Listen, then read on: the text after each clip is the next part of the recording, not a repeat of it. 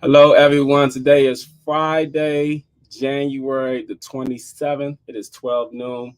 Welcome to Real Estate, Real Life, Real Talk, and Real Live with Damon the Agent, coming at you each and every Friday at 12 noon to give you the latest real estate topics and also to share a little bit of what's going on in the world when it pertains to just life in general. Most of the time, I have a special guest to come on, but this week I don't have one. So I'm going to get right into the whole real estate. So this week I am talking about credit issues, correcting credit issues. The reason why I'm talking about this is because before anyone can buy a house, if they are getting a home loan, they have to have the appropriate credit.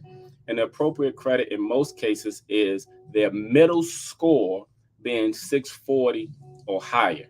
Now, the middle score is not any specific bureau because I've had people to ask me which bureau is it between TransUnion, Equifax, and Experian. And it's no set middle score. It's just your middle score because the lenders that pull your credit, they are looking for the middle score. The reason why they're looking at the middle score is because you can have a high of 700. You can have a low of 500, but they focus on that because they figure that is the average. So we're going to be talking about things to do in order to help people fix their credit score. Now, of course, you can always hire a credit bureau. I'm sorry, not a credit bureau, but a credit repair company to help you.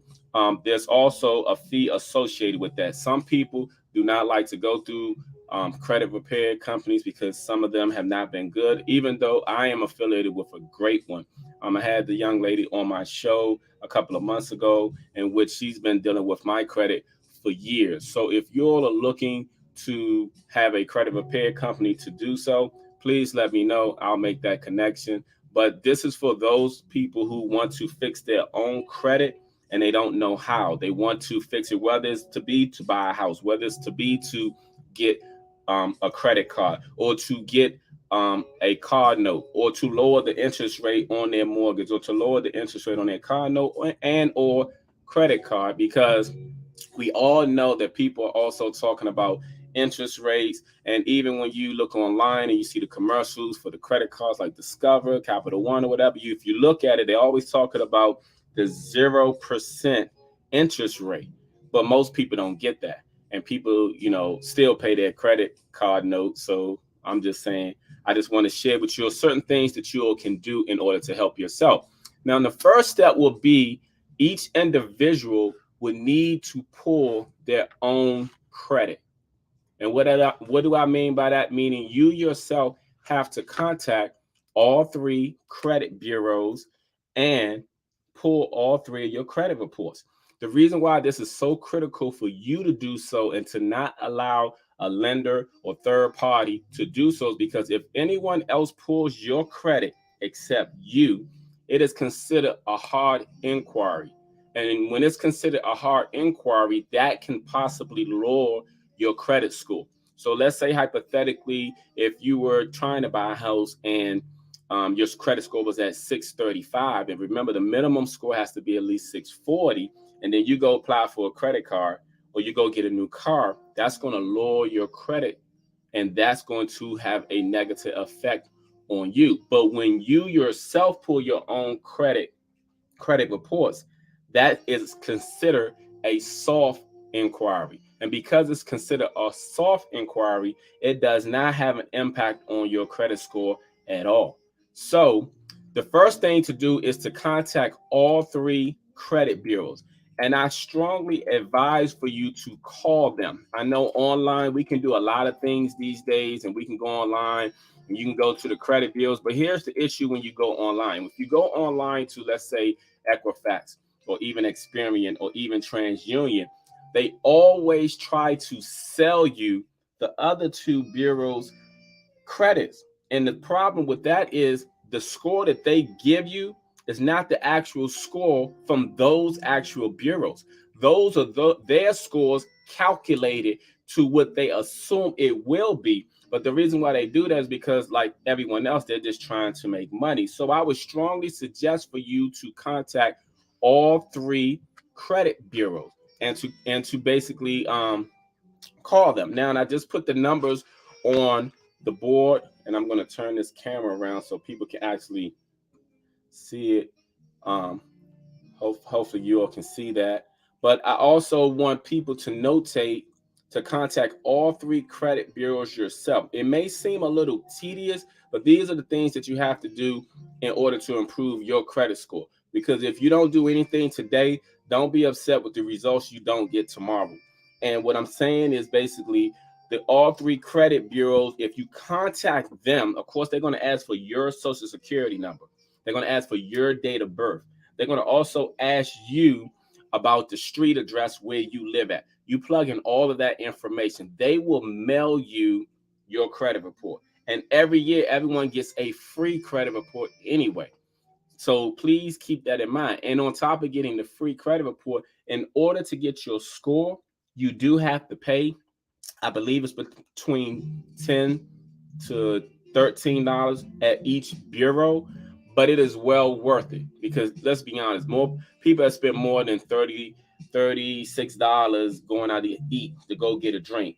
This is considered an investment into yourself. And the reason why it's considered an investment to yourself is because you're trying to fix any credit problems that you have. So the first step is to order all three credit reports. Once you get all three of your credit reports, the next step is to actually look at everything on your credit reports. Once you look at everything on your credit reports, you are looking for anything that is on your credit report that's over 2 years of age. The reason why I say this is this. Anything that you have, maybe collections, anything that you have that even maybe you've been late on or whatever, if I were you, I would strongly contest it with each bureau. And the reason why I say that is the credit bureaus are so bombarded with so many people contacting them about things that they have 30 days to respond to you. In 30 days, they have to respond to you. If you challenge anything that's over 2 years old, sometimes things slip through the crack because they don't have time to do so, or they don't do it in a timely manner. I'm telling you this from experience.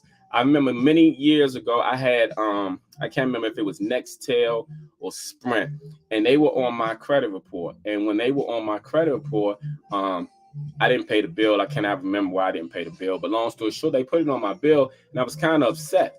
So honestly, it was my bill, but I contested it. They ended up dropping it off my credit because they did not respond in 30 days. So what I'm telling to you, if you have anything that's over 2 years, contest it. Contest it on there. You'll be surprised if you have 15 items and you contest everything on there, because there's a place to contest each one. Everything that's on your credit report has it aligned, a number. Is this yours? Is this not yours? It asks you these questions. Contest each one of those. Once you contest those, then, like I said, the bureau contacts them. And once they contact them, they have 30 days to respond. So you normally got to get a bureau like between 30 to 60 days to respond back to you. So if you do it now, we're in the end of January. By the end of March, before the end of March, you would definitely hear from them. Once you contest all of them, then you'll see what will fall off your credit reports. And then once you do so, like I said, order your credit scores with that, because they're going to send you a new score if anything drops off of that. And then your score most likely will come up. Another way to deal with credit is if you have any revolving accounts. That's like your car notes, credit cards, anything that you have to pay like that. What I strongly suggest is, number one, to always pay those on time. Number two, if you cannot pay them on time, to pay them down. Your credit card balance should always be below 10% of whatever your credit limit is. If you have a 5,000 credit limit, then your balance should always be below 500. If you have a 500 credit limit, your balance should always be below $50. You always want to keep it and keep it below that before the due date. Not saying you can't go use it and max it out, but if your due date is on the 28th, which is tomorrow, today is the 27th, you want to pay it down below the 10% amount. You can use it all the way up there, but you got to pay it down. Another thing that will help boost your credit score is if you pay more than the minimum and you pay it more than one time a month. That tends to have, that does something to the algorithms, to which when the credit companies are looking at your statement and your information, they tend to increase people's credit limits because they're paying before the time and they're paying more the time. If you have a balance that's due of $25 and you put like $200, or you just pay it off in like 3 consecutive months, you'll be surprised. In most cases, your credit score goes up, and with your credit cards, your credit limit tends to go up too. So remember that, to always try to keep the limit under the 10 percentile mark. And that way, if you can pay more than a minimum, that's going to strongly help your credit limit go up, but it's also going to help your credit score go up. The other thing is to always pay your bills on time. Please prioritize that. I know people like to go out, have a good time, but when you don't pay your bills on time, that has a strong impact on your credit, because people report things instantly now. Your credit can go down way quicker than it can actually go up. So please keep in mind when you're out here, and if you don't have a reminder, like, your cell phone nowadays can remind you of everything, I would strongly suggest to you to utilize and take advantage of Google Calendar. In most cases, many people have iPhones, many people have Androids, but Google tends to offer that to everyone. If you have a Gmail account, it is free to you. Download Google Calendar. You can actually put reminders on there for every month when your bill is due, and then you can also get reminders before it is actually due. These things would tend to help people boost their credit score. Now, I am saying these things to you all and everything because these little tedious things have a huge impact on your credit score, whether you realize it or not. And I just want to share those things to help people to boost that, because I get approached by people all the time, people looking to buy foreclosed properties, people looking to buy houses. And, as realtors, the first question we need to know is how they're going to finance these properties. One person would say, well, don't they have programs for things like that? They do have programs for just about everything out here. But here's the thing, though. There are people out here that will finance you, but depending on what your credit is, determine whether or not you're going to pay more money on the back end. Just like when you don't have good credit, your interest rate on a credit card can be 22% or 18%. That's way higher than 0%. And that has to do with your credit score. So another thing is, though, people are looking at the interest rates these days, but if you have very good score, and now because the market is actually shifting, I would talk about that on my next podcast, that because it's shifting, you can get sellers to contribute to buying down interest rate. But here's the thing: if your credit score is not up to par, guess what? You can't ask for something if you're not where you should be. So I say these things to help identify the credit issues and to also to help fix the credit issues. Like I said, I put the numbers to Equifax, Experian, and TransUnion there at the bottom. Let me see if I can correct that a little bit to, hold on. Let me see. Okay. All right, no, it's still there. But basically, I put it at the bottom to please contact all 3 credit bureaus and request your credit reports with the score. The score is going to cost you like $12 or something to that effect, but it's going to be well worth it. Please look at it as an investment into yourself, because what you're trying to do is set yourself up 6 months or more later to have very, very good credit. Now, I also mentioned about contesting any and all things that are over 2 years old if they're on your credit reports. People will be surprised. I told this to a young lady, and matter of fact, let me see if I can find her message real quick. And I told her about these same items, and she did everything that I told, and her credit score jumped significantly. It jumped significantly. So I'm trying to see if I can find that message. Hold on. Hold on. All right, please give me a second. I just want to read it to you.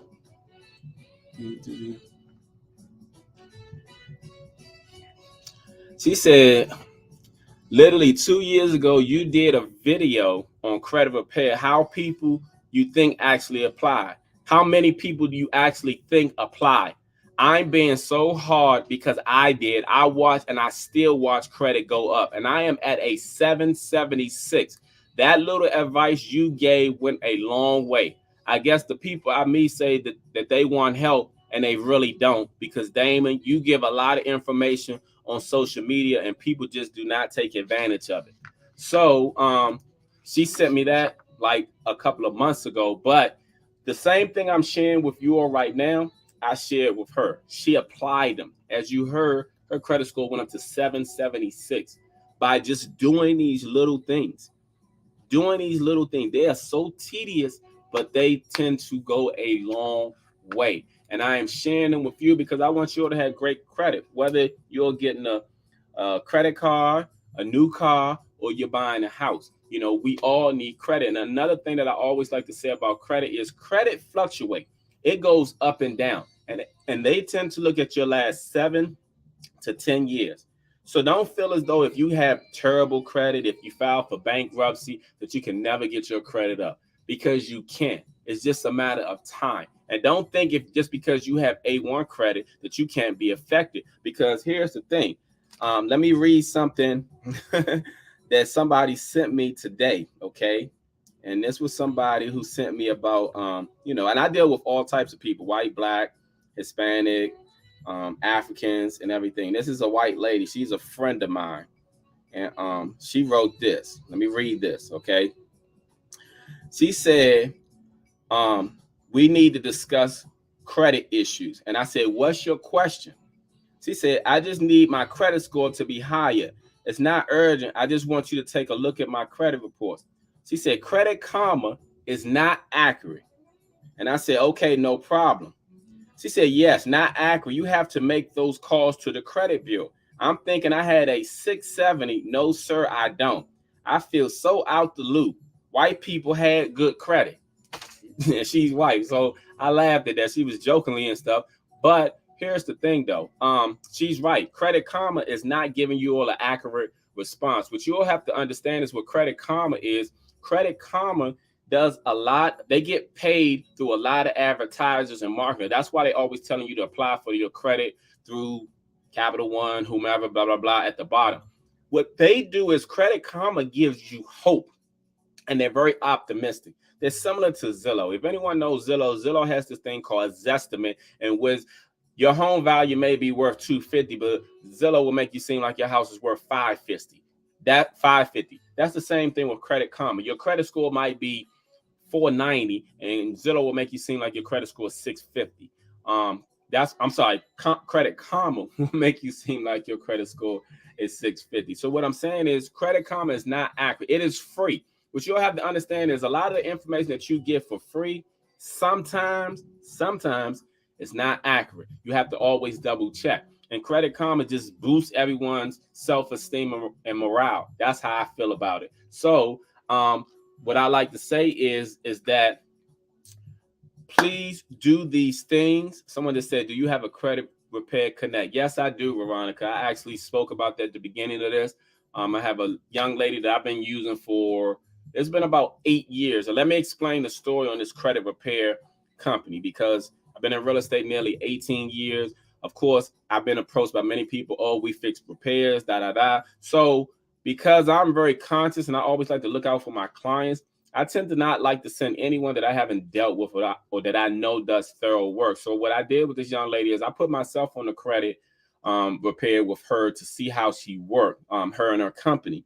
And they boost my credit score up like that. A lot of things that I'm sharing with y'all already knew, but there were some things that they did too. They boost my credit score up. And then I turned around and got approved for some credit cards here. My credit score was there. But here's the thing. You have to follow the routine. Just like I'm telling you all, you have to keep your credit limit under 10%. You have to follow things. So it doesn't work if you don't work. Plain and simple. If you don't work it, it's not going to work for you. So you can't expect the top results when you have given it the bare minimum effort. So please take that into consideration. But yes, Veronica, I would definitely give you that credit for Pair Connect. Um, but I am going to come back and go over the things that I identified after I go over my next segment. So hold on for 1 second, you all.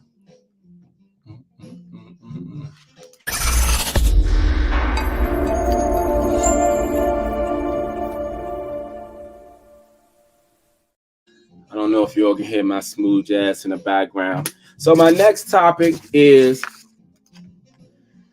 risk versus rewards. Now I talk about this because there have been so many things that have come up recently in reference to this. And people might say, what do you mean? Like I was asked a question recently. Um, I was actually at my office and somebody said to me, because they know I've been married before, they said, are you getting married again? And I said, I really don't know. And they said, why? I said, because the risk seems to outweigh the rewards.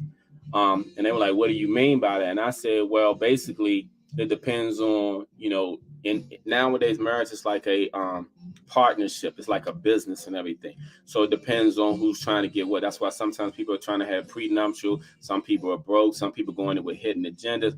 But the heartache and everything, you know what I'm saying, can be a problem. See, the risk in that case is the marriage.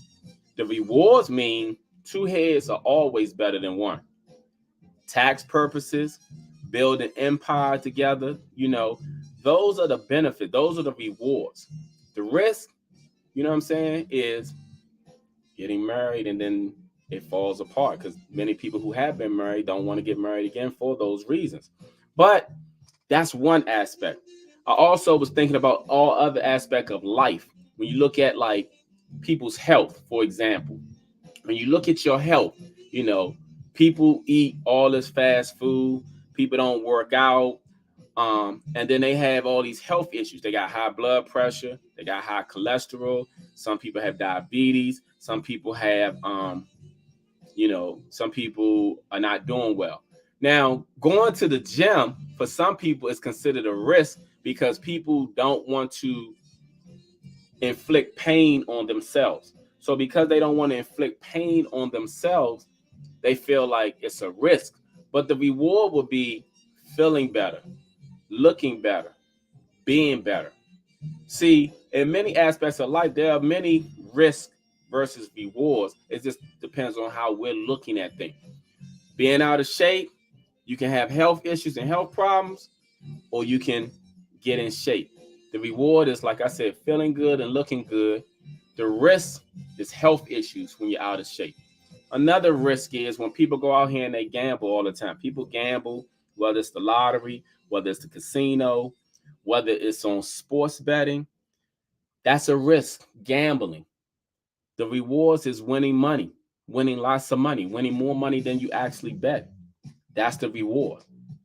Also, stepping out in faith is a risk. No matter what you're doing in life, if you step out on faith, that's a risk. The reward is living your life how you see it playing out. That's the reward. Also, pursuing a career versus working a job. There's some people who work jobs and they want to start a career by doing whatever it is they want to do, but they're scared to do so. The reward is living a life by your design, being your own boss. No one telling you what to do, what time to get up. Now, understand when you start a career and you're your own boss, you're considered a business owner. And, if you don't produce, you don't make any money. You don't make any money, you don't eat. That's the thing about, a career and being a business owner, but the risk is pursuing it.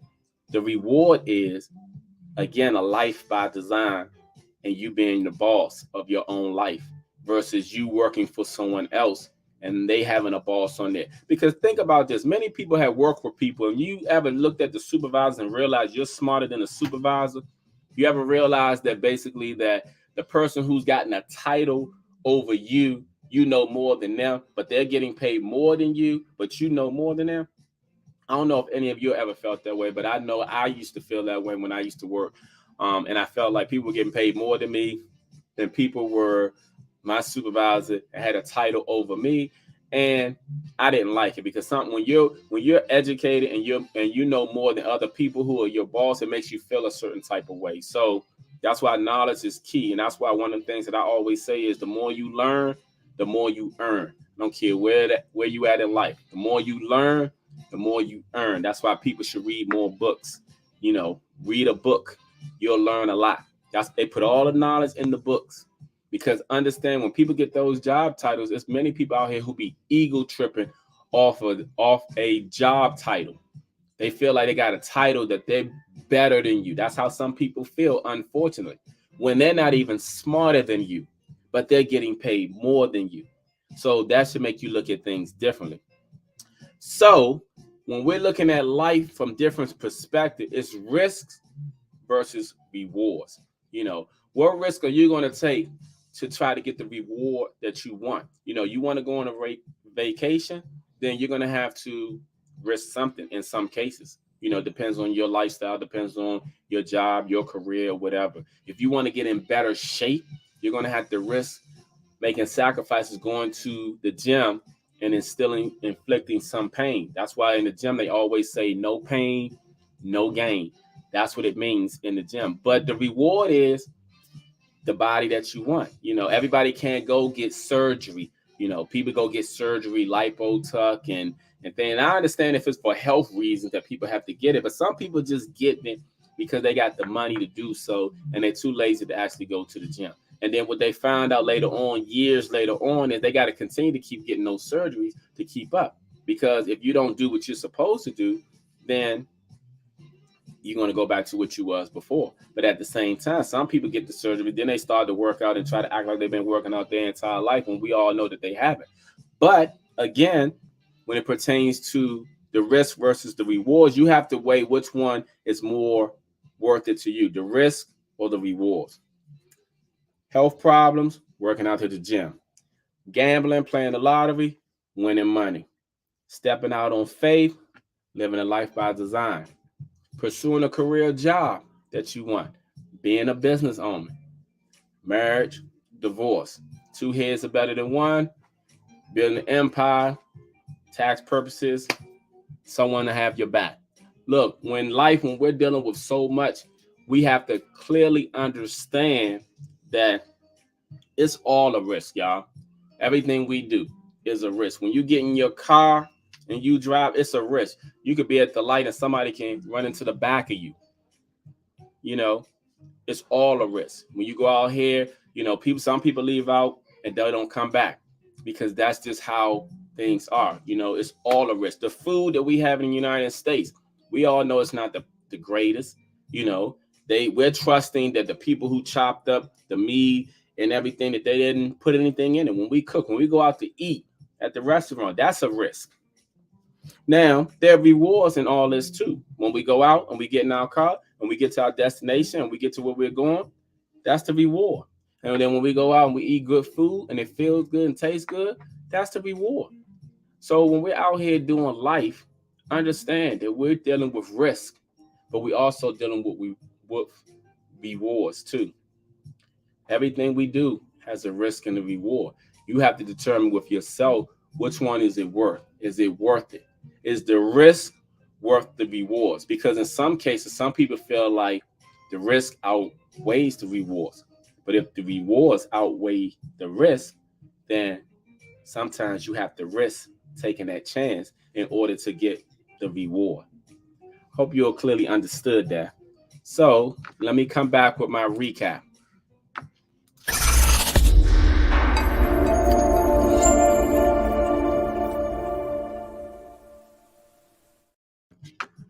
All right. So now I'm coming back with the recap. The recap of today is correcting credit issues. Again, I'm going to go over it. Make sure you call all three credit bureaus. Equifax, the number is 1-800-685-1111.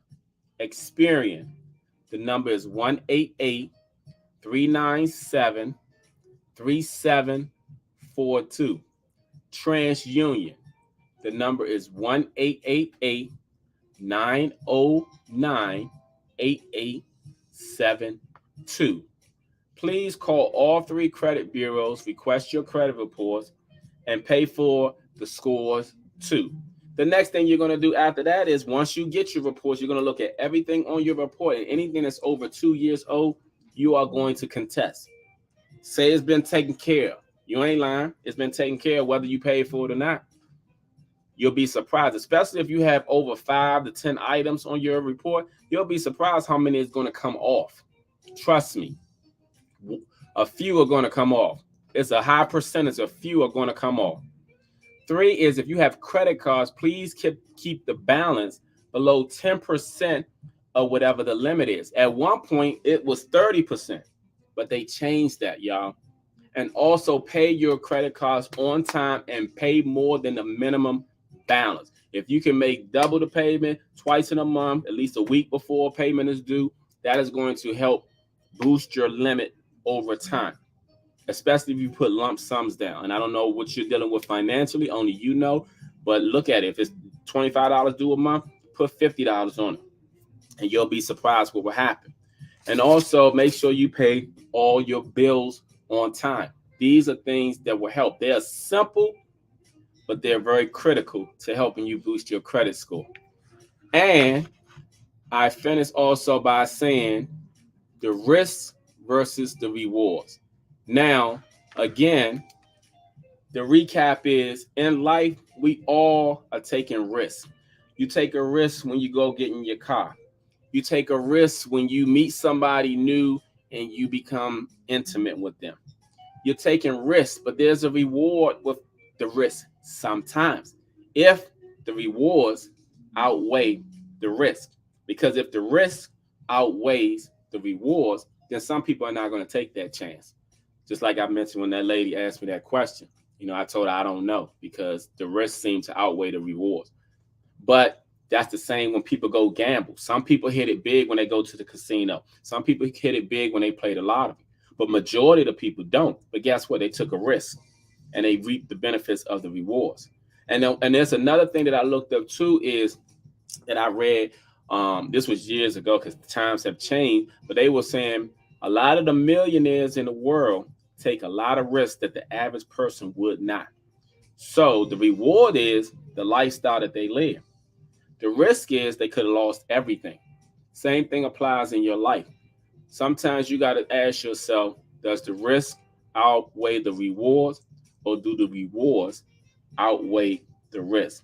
Only you know the answer to that question, and only you will determine how your life turns out. Because understand the life we live right now is a manifestation of everything that we said, thought, and have done in our lives up to this point.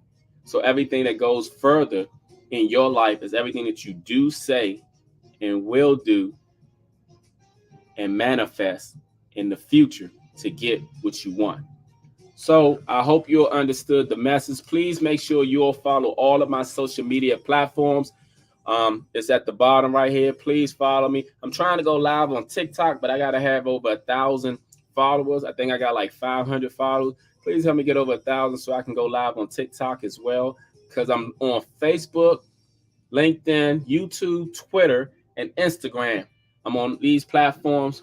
I need to add TikTok to that, so I will appreciate your help. Please follow me on all my social media platforms. If you have any questions, please let me know. Always check out DamonTheAgent.com, licensed in DC, Maryland, and Virginia. You all can always contact me. You can always call or text me at 202-618-1382. I appreciate you coming to me each and every Friday at 12 noon. I'm going to have a special guest on soon. I'll let you all know. You all have a fantastic weekend. Stay warm and understand that God loves you, and so do I.